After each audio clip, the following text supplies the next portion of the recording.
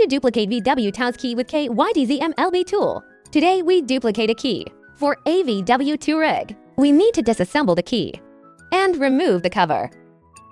Take out the key PCB. Then we take out the chip. To read the status, let's remove the chip.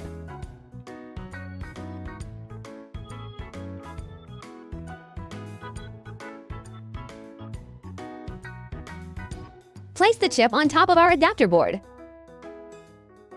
Then desolder the chip. Connect with KYDZ MLB tool. Click OK. OK, it's reading data. Data saved. Now we desolder the chips.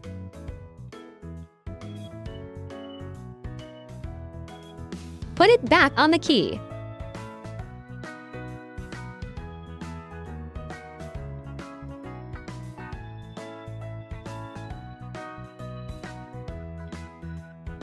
Done. We reassembled the keys. Now we can take a new key. We put it on the device. Click Write ID. Click OK. Click Identify key. Click to generate dealer key.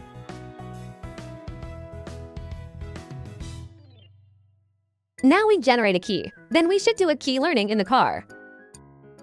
That we can use the key. Now this key is ready to use as well.